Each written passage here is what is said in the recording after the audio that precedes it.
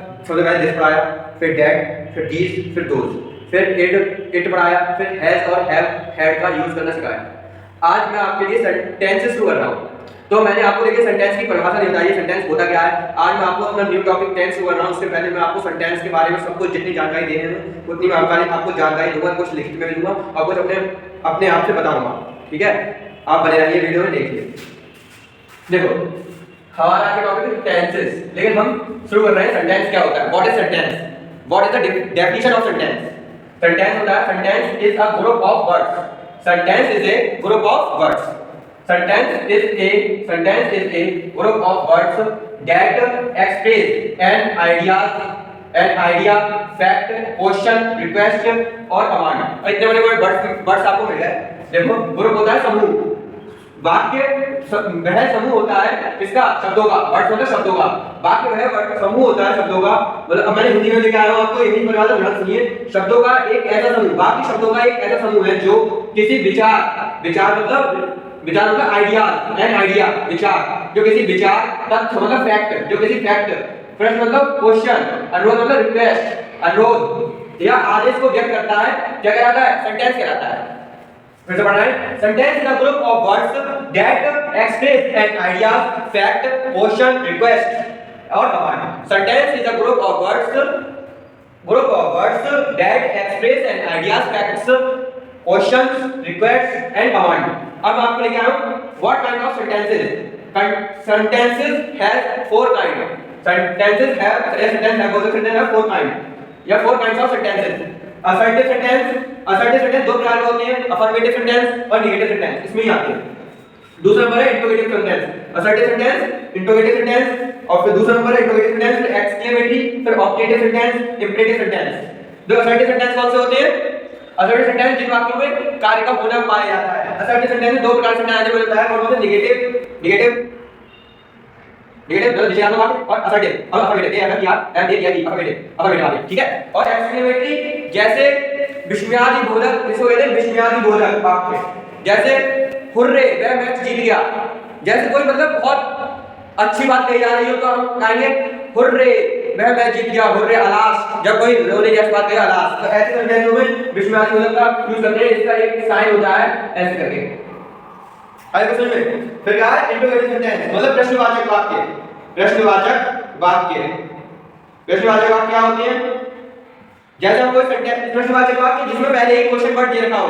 क्या होते हैं क्वेश्चन वर्ड, क्या, क्यों, कब, कैसे, कितना, किसका, किसकी, उसका नहीं होगा, किसका, किसकी, ऐसे जितने क्लास होते हैं। ज्यादातर ऑलमोस्ट क्लास होने वाले वाक्य कौन से होते हैं, इंट्रोगेटिव होते हैं, जिनमें कोई हमसे कोई क्वेश्चन करता है, कोई जैसे हु आर यू, तुम कौन हो, what is your name, what is your father's name, ऐसे सेंटेंस इंट्रोगेटिव सेंटेंस होते हैं। ऑब्जेक्टिव सेंटेंस और इंपरेटिव सेंटेंस में समझिए जिसमें हमें पहले से ही कोई ऑर्डर दे रखा हो, कोई रिक्वेस्ट कर रहा हो, तो ऐसे सेंटेंस इंपरेटिव सेंटेंस रहते हैं। जैसे sir may I go to drink water, class में बोलते होंगे आप, sir may I go to drink water, sir may I go to toilet, ऐसे सेंटेंस में इंपरेटिव सेंटेंस आते हैं। Please give me your pencil, please sir please go there, go out in the class या go there in the class, ऐसे sentence imperative sentence. मैंने आपको क्या कहते हैं इंपरेटिव के बारे में बता दिया, असर्टिव के बारे में बता दिया। ऑब्जेक्टिव बेस्ट सेंटेंस होते हैं जिसमें किसी दूसरे के प्रति आशीर्वाद दे रखा हो, किसी को आशीर्वाद दे रखा हो, रिक्वेस्ट करी जा रही हो, किसी के पर अनुरोध किया जा रहा हो, किसी को कमांड दी जा रही हो, तो वो ऑब्जेक्टिव सेंटेंस कहलाते हैं। आज के लिए इतना ही। अब हम अपना न्यू टॉपिक शुरू करेंगे। क्या शुरू करेंगे, tense. What is tense, tense क्या होता है, टेंस को हिंदी में क्या कहते हैं, टेंस होता है काल। क्या होता है, काल। टेंस को हिंदी में कहते हैं काल। और थ्री काइंड्स ऑफ टेंसेस, अब सेंटेंस नहीं कह रहा हूं, tense, three kinds of tense. कौन कौन से होते हैं, present tense, past tense, future tense. Present tense, past tense, future tense. Present, past, future, FUTURE, future.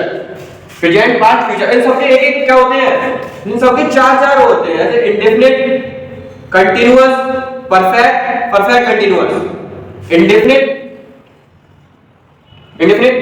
Continuous, फिर क्या होगा, परफेक्ट कंटीन्यूअस। देखो फिर समझा रहे हैं। Three types of three types of tenses TNCS three types of tense ये tenses का थ्री टाइप्स ऑफ टेंसेस ठीक है। वर्तमान काल, पास्ट भूतकाल और फ्यूचर भविष्य काल। दो वर्तमान काल होता है जो हम अभी कार्य कर रहे हैं, मैं अभी पढ़ा रहा हूं ऐसे।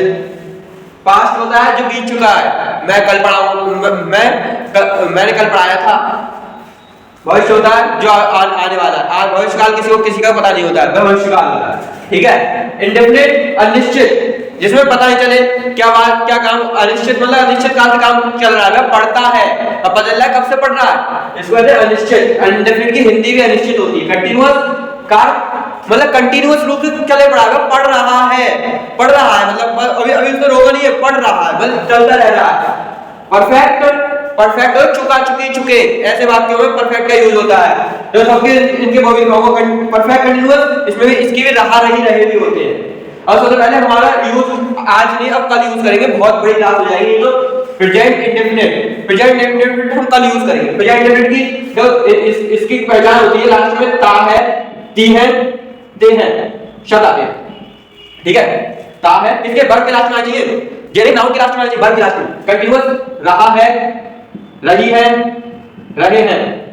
परफेक्ट चुका है, चुकी है, चुका है, चुकी है, पढ़ चुका है, लिख चुका है, खा चुका है, पी चुका है ऐसे। और इसमें कंटीन्यूअस, इसमें एक इंपॉर्टेंट चीज है टाइम वर्ब से लगा होता है। टाइम वह 2 वर्ष से तुम्हारे यहाँ रह रहा है, इसमें लेकिन इसकी होती है तो कंटीन्यूअस की पहचान होती है, रहा रही है वही इसकी पहचान होती है, बस रही रहे। आज के लिए इतना ही। कल हमारा टॉपिक होगा प्रेजेंट इंडेफिनिट। ध्यान से पढ़ते रहिए, सब सेंटेंस आपको बनाने आ जाएंगे, मैं यह कामना करता हूं।